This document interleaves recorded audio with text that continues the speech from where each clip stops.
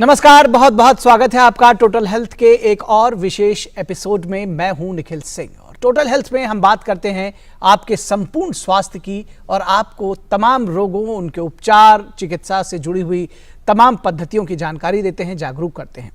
किसी ने क्या खूब लिखा है कि संघर्षों के साए में ये जीवन चलता रहता है, जो डरा नहीं, जो थका नहीं, इतिहास उसी का बनता है। तो ये बिल्कुल सच है कि आपकी मानसिक स्थिति, आपकी सकारात्मकता, आपकी संघर्ष क्षमता, आपकी दृढ़ता, आपके मानसिक स्वास्थ्य पर इसका असर पड़ता है। और हम अक्सर अपने शरीर से जुड़ी हुई व्याधियों और शारीरिक स्वास्थ्य की चर्चा तो करते हैं, लेकिन दरअसल ये आपका मन और मस्तिष्क ही है जो आपके शरीर पर भी नियंत्रण रखता है। और ऐसे में सकारात्मकता, उत्साह और मानसिक दृढ़ता का जीवन में विशेष महत्व होता है। तो टोटल हेल्थ में आज हम बात करेंगे मानसिक स्वास्थ्य की, कैसे तन के साथ साथ मन को भी दुरुस्त रखा जा सके, कैसे चिंता और अवसाद जैसे तमाम समस्याओं से दूर रहा जा सके। इन सब विषयों पर विस्तार से चर्चा करेंगे अपने विशेषज्ञों के साथ। उनसे आपका परिचय करा देते हैं। हमारे साथ स्टूडियो में मौजूद हैं डॉक्टर देवाशीष चौधरी, जो कि प्रोफेसर एंड हेड हैं department of neurology, GB Pant hospital, new Delhi. Doctor साहब, स्वागत है आपका। और डॉक्टर राजेश सागर हमारे साथ मौजूद हैं, जो कि professor of psychiatry, all India institute of medical sciences, new Delhi से हमारे साथ में जुड़े हुए हैं। और दर्शकों, आप भी हमारे साथ इस कार्यक्रम में सीधा जुड़ सकते हैं और उसके लिए आप हमें फोन कर सकते हैं और अपने सवाल पूछ सकते हैं। हमारा फोन नंबर नोट कर लीजिए। हमारा टोल फ्री नंबर है 1800111234। और इसके अलावा आप हमें ईमेल के जरिए भी अपने प्रश्न पूछ सकते हैं। ईमेल आईडी भी नोट कर लीजिए, ddnewstotalhealth@gmail.com। तो आप भी हमारे साथ इस कार्यक्रम में सीधे जुड़िए। तो इस चर्चा की शुरुआत करते हैं। सबसे पहले डॉक्टर राजेश सागर, आपसे जानना चाहें अगर कि मानसिक स्वास्थ्य क्या है, इसको सभी को क्यों समझना इसके विषय में जरूरी है, और अगर जो मानसिक विकारों की बात करें तो कितना जिसको कहते हैं कि हमारे देश में कितनी बड़ी समस्या है, कितनी गंभीर समस्या है।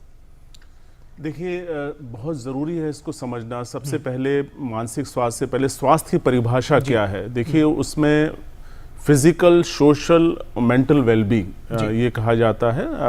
शारीरिक, मानसिक और सामाजिक वेलबींग के बारे में है। जब हम मानसिक स्वास्थ्य की बात करते हैं तो उसमें मुख्यतः जो है 4 चीज़ें जो है WHO की परिभाषा में है।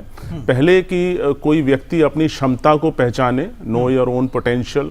दूसरा, जो अपने डे टू डे स्ट्रेस से लड़ सके, उसे कोप कर सके। और तीसरी जो बात है, जो सही रूप से काम कर सके, वर्क प्रोडक्टिवली एंड फ्रूटफुली, और जो बच्चों के लिए एकेडमिक्स में सही रहे। और चौथी चीज जो बहुत इंपॉर्टेंट है, जो समाज के लिए कंट्रीब्यूट कर सके। ये परिभाषा WHO की है। और मानसिक स्वास्थ्य की परिभाषा, it is not just absence of mental illness, it is basically of these 4 components. इसका मतलब ये है कि कोई भी व्यक्ति कैसे खुश है, कैसे अपने जीवन की चॉइसेस बना रहा है, कैसे उसके रिलेशनशिप हैं। और तो ये सारी चीज़ें आप देखें, इतनी ब्रॉड परिभाषा है और उसमें ये सब आता है मानसिक स्वास्थ्य के बारे में। दूसरा, आपने बताया कि इसकी इम्पोर्टेंस क्या है। देखिए, क्या होता है कि हम जब स्वास्थ्य की बात करते हैं तो हमारा ध्यान ज़्यादातर फिजिकल हेल्थ पे रहता है और हम उसी के बारे में सोचते हैं। बट मानसिक स्वास्थ्य कई कारणों की वजह से, जिसकी वजह से चर्चा कर सकते हैं, स्टिग्मा और बहुत सारी चीज़ें, हम उसके बारे में इतनी चर्चा नहीं करते। लेकिन ये माना गया है कि जब हम स्वास्थ्य को समझते हैं पूरी तरह से, तो मानसिक स्वास्थ्य जो है उसका अभिन्न अंग है। और ये देखा गया है, जो आंकड़े, जैसे हमारे देश के भी आंकड़े जो हैं, ये 13% लोगों को मानसिक बीमारियां होती हैं। और जो बर्डन ऑफ डिजीज का कहा जाए, क्योंकि जो ग्लोबल ऑफ बर्डन डिजीज हम समझते हैं, जो अलग अलग बीमारियों के संबंधित जिसमें कितना बर्डन होता है, तो वो भी हम देखें कि उसमें मानसिक बीमारियों का नंबर बहुत ज़्यादा है। जैसे डिप्रेशन है, एंजाइटी है, ये समझ लीजिए कि टॉप 10 कंडीशंस में आता है। और आने वाले वक्त में तो ये ग्लोबल बर्डन ऑफ डिजीज तो ये कहता है कि depression will be number 1 disabling condition. तो आप इस वक्त जो है नंबर 2 है वर्ल्ड ओवर। तो आप समझ सकते हैं कि कितनी ज़्यादा इसका मैग्नीट्यूड है, कितना ज़्यादा उसका प्रभाव है। और जो बहुत इंपॉर्टेंट है समझना कि मानसिक बीमारी की वजह से जो एक इकोनॉमिक का लॉस होता है, और एक कई लोगों ने जो इसका आंकड़े दिए हैं जैसे $1 ट्रिलियन लॉस इन 1 ईयर। सो आप कहेंगे क्यों ऐसा होता है? क्योंकि मानसिक बीमारी की वजह से इंसान जो है काम करना पसंद नहीं करता, काम पे नहीं जाना चाहता, काम पे अगर गया भी है तो उसकी प्रोडक्टिविटी कम हो गई, एफिशिएंसी कम हो गई। तो ये सब चीजों से आप देखिए कि देश को भी समाज को भी नुकसान हो रहा है। तो और बहुत इंपॉर्टेंट बात है कि मानसिक बीमारियां ऐसी बीमारियां जिसका ट्रीटमेंट गैप जो बहुत ज्यादा है 80 to 90%। उसका मतलब ये हुआ कि 10 से 20% ही लोग अपना प्रॉपर तरीके से इलाज कराते हैं। तो इसीलिए बहुत इंपॉर्टेंट, और मानसिक बीमारियों का संबंध जो है शारीरिक बीमारी के साथ भी है। तो आप समझ सकते हैं किसी लिए जो है इतना इंपॉर्टेंट है उसको डिस्कस करना, जो कि हम चर्चा नहीं करते हैं, और हमें चर्चा करनी चाहिए। लेकिन जो इसका स्टिग्मा है पहले से कम हो रहा है, मगर अभी भी बहुत है, लोग चर्चा नहीं करना चाहते, और इसीलिए इंपॉर्टेंट है इस तरह की डिस्कशन हम सबको करनी चाहिए। जी, निश्चित तौर पर आपने एक बड़ा विषय जो उठाया कि केवल 10 से 20% लोग ही अपना इलाज कराते हैं। इस पर भी बात करेंगे कि ये कितनी बड़ी समस्या है और किस तरह से लोगों को खुलकर आना चाहिए सामने।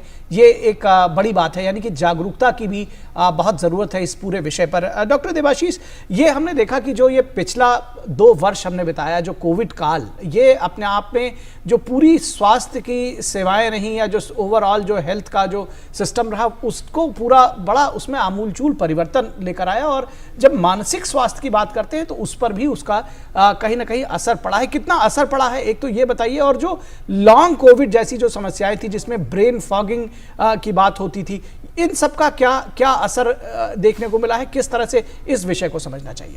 ये एक बहुत ही अहम प्रश्न पूछा आपने। देखिए, ऐसा है कि कोविड हमारे जीवन को पिछले 2 साल में बहुत ज़्यादा प्रभावित किया, समाज को प्रभावित किया, देश को प्रभावित किया, इकोनॉमी को प्रभावित किया। तो कोविड से काफ़ी खतरे पैदा हुए, काफ़ी एक्यूट इलनेस पैदा हुए जिसको हम टैकल कर पाए, उसके कॉम्प्लिकेशंस हुए। एक इम्पॉर्टेंट कॉम्प्लिकेशन ये हुआ कि कोविड खत्म हो जाने के बाद भी जी लोगों को बहुत सारे सिम्टम्स, ऐसे लक्षण ऐसे होने लगे जिसको हम लॉन्ग कोविड कहते रहे। कोविड तो ठीक हो गया लेकिन उसका असर रह गया, और उसमें एक जो लॉन्ग कोविड सिम्टम है वो है ब्रेन फॉगिंग, यानी कि मस्तिष्क का पूरी तरह से काम ना करना। यानी कि लोग बाग जल्दी टायर्ड हो जाते हैं, अच्छी तरह सोच नहीं पाते हैं, अच्छी तरह अपने काम में मनोनिवेश नहीं कर पाते हैं, और उनको एक हर समय फैटीग जैसा फीलिंग होता है, एक थकावट होती है जी। अब जो इंपॉर्टेंट डिसीजंस हैं वो नहीं ले पाते हैं, काफी समय त्रस्त रहते हैं। तो ये सब कुछ उनके दिमाग में बहुत गहरा असर छोड़ रहा है, और देखा गया है कि मानसिक बीमारियां भी जैसे डिप्रेशन, एंजाइटी, जैसे डॉक्टर सागर ने बताया, ये सब की संख्या भी कोविड होने के बाद काफी बढ़ गई है। कुछ तो सामयिक था, कुछ क्षणों के लिए था, जैसे कुछ महीने, 1 साल, लेकिन कुछ लोगों में ये बहुत लंबा चल रहा है। तो हम आजकल देखते हैं कि इसका असर पूरी जीवन शैली में पड़ रहा है लोगों का। जैसे स्कूल में बच्चे लोगों का पढ़ाई लिखाई में दिक्कत आई है, जो लोग वर्किंग प्रोफेशनल्स हैं उनके वर्किंग में प्रभावित हुआ है, और इसी तरह मेरे हिसाब से ये एक इंपॉर्टेंट डिजीज है। और सबसे बड़ी बात यह है कि इसके बारे में हमें जानकारी अभी धीरे धीरे प्राप्त हो रही है। क्यों ऐसा हो रहा है, क्या कारण है, ब्रेन के कौन सा हिस्से में खराबी आ रही है, ये सबके विषय में जानकारी बहुत धीरे धीरे आ रही है। ये जो ब्रेन फॉगिंग की बात जिसे करते हैं, उसका क्या मेंटल इलनेस से कोई सीधा तारुफ है? हाँ बिल्कुल। देखिए, mental illness is a brain derived thing. Brain अपना हिसाब से जो संतुलन, मानसिक संतुलन बनाए रखता है, इंसान को अपने पारिपार्श्विक चीजों से जूझने की जो क्षमता देता है, उसमें जब खराबी आती है तो इंसान के दिमाग में तनाव पैदा होता है। तो Covid itself was a big distress. वो बहुत ज्यादा एंजाइटी, डिप्रेशन, लोगों के पर्सनल लॉसेस हो गए, उसके लिए डिप्रेशन हुआ। तो ये सारा चीज जो है ये एक इंपॉर्टेंट था। लेकिन जो हम बताना चाह रहे हैं वो ये है कि कोविड खत्म हो जाने के बाद भी, बीमारी से मुक्त होने के बाद भी लोगों को ये लक्षण चलते रहे, और ये डेफिनेटली ब्रेन का किसी ना किसी प्रकार से इन्वॉल्वमेंट हुआ है। लेकिन इसके बारे में हमें जानकारी अभी थोड़े रिसर्च के द्वारा प्राप्त हो रही है। अभी भी हम अज्ञात है कि किस कारण से किस मैकेनिज्म से ये सारी बीमारियां हो रही हैं। जी डॉक्टर सागर, जब लक्षणों की बात अगर करें तो इसको कैसे समझना चाहिए? अलग अलग उम्र में, यानी बच्चों में, एडोलसेंट में, ओल्ड एज में अलग अलग की तरह के इसको प्रेजेंट करती हैं इस तरह की बीमारियां? देखिए, बहुत ज़रूरी है समझना कि अगर हम इसको 3 भाग में डिवाइड करें कि बच्चों में किस तरह की समस्याएं हैं, अडल्ट्स में कैसी हैं और ओल्ड एज में कैसी हैं, मानसिक बीमारियों की बात करें तो देखिए, जहाँ तक बच्चों की बात है, क्योंकि बच्चे स्कूल जाते हैं, पढ़ाई करते हैं, तो उनको प्रॉब्लम लर्निंग रिलेटेड हो सकती है, पढ़ाई से रिलेटेड प्रॉब्लम हो सकती है, एंजाइटी की प्रॉब्लम हो सकती है, कुछ बच्चों में डिप्रेशन भी हो सकता है और बिहेवियरल प्रॉब्लम्स हो सकती हैं जिसको हम कंडक्ट डिसऑर्डर और इस तरह की प्रॉब्लम्स कहते हैं। तो और ख़ासकर ये देखा गया, और जो एडोलेसेंट फेज़ है जो है उसमें एक प्रकार से ड्रग्स लेना और वो सब भी शुरुआत हो जाता है, इंटरपर्सनल प्रॉब्लम्स होने लगती हैं, गुस्सा और ये सब, और आजकल देखा गया है कि एक्सेसिव इंटरनेट यूज़ और वो सब भी समस्याएं होने लगती हैं। तो ये एक प्रकार की समस्याएं जो होती है जो बच्चों में या एडोलेसेंट में। जहाँ तक अडल्ट की बात है, क्योंकि वो काम करता है, एक शादीशुदा होता है, एक रिलेशनशिप में होता है, तो हो सकता है उसको डिप्रेशन की प्रॉब्लम कॉमन हो या एंजाइटी हो, वो हो सकता है, जिसको हम बोलते हैं कॉमन मेंटल डिसऑर्डर, CMD। तो ये समस्याएं हो सकती हैं। और डिप्रेशन को समझना बहुत आसान है। 2 हफ्ते से ज़्यादा किसी को उदासी है या उसको थकावट जैसा महसूस हो रहा है या किसी काम में मन नहीं लग रहा, तो ये 3 कोर सिम्टम है। उसके अलावा जैसे कंसंट्रेशन नहीं बन रही है, नींद में प्रॉब्लम है या अपने आप को हानि पहुंचाने के ख्याल आते हैं, तो डिप्रेशन को बड़े आसानी से इसका डायग्नोसिस बनाया जा सकता है। जी डॉक्टर साहब, क्योंकि युवाओं में जो है आजकल ये देखने में आ रहा है कि युवाओं में बहुत ज़्यादा स्ट्रेस, जो तनाव है, वो बहुत ज़्यादा एक उसका प्रचलन जिसको कह सकते हैं कि वो बढ़ता जा रहा है। तो किस तरह से लोगों को ये समझना चाहिए कि ये स्थिति जो है ये अब नॉर्मल जो एक स्ट्रेस का लेवल होता है, कई बार थकान हो जाती है, फिर आप दूसरे दिन ठीक हो जाते हैं, लेकिन कब ये समझना चाहिए डॉक्टर सागर कि ये स्थिति विस्फोटक है और डॉक्टर के पास जाना चाहिए? बहुत सही कहा। देखिए निखिल जी, क्या है कि तनाव जो जीवन का हिस्सा है, हम उसको अपने आप से अलग नहीं कर सकते हैं। और तनाव की परिभाषा ये है कि जब आपकी डिमांड्स ज़्यादा हैं आपके रिसोर्सेज से, तो तनाव की स्थिति होती है और उसका प्रभाव जो है शारीरिक है, मानसिक है, इमोशनल है, ये सब उसके प्रभाव होते हैं तनाव के। लेकिन ये मानना ज़रूरी है कि हमेशा हम तनाव को एक नेगेटिव रूप में देखते हैं। कुछ हद तक स्ट्रेस इम्पॉर्टेंट है अपने आप को मोटिवेट करने के लिए, कोई भी कार्य को करने के लिए, आप स्ट्रेस बेटर परफॉर्म करने के लिए। लेकिन सही कहा कि कब हम समझें कि ये हमें प्रॉब्लम की तरफ ले जा रहा है।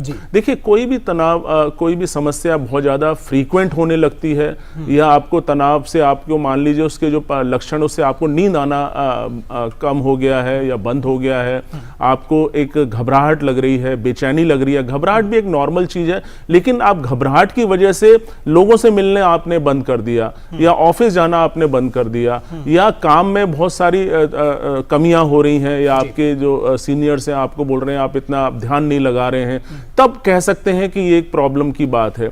या आपको लगता है शरीर में दर्द हो रहा है, आपको थकावट महसूस हो रही है, या उदासी के लक्षण आपको आ रहे हैं स्ट्रेस से, तब आप, और उसकी वजह से सिम्टम भी हैं, बट उसकी वजह से आपका डिसफंक्शन भी हो गया। डिसफंक्शन मतलब काम में लोगों से मिलना या ऑफिस जाना, या आपको बायोलॉजिकल फंक्शन जैसे नींद कम हो जाना, अगर ये सब सिम्टम्स या भूख कम हो जाना, तब हम कह सकते हैं कि आपको एक सलाह की जरूरत है, एक डिस्कशन की, एक वार्तालाप की जरूरत है। तो ये क्योंकि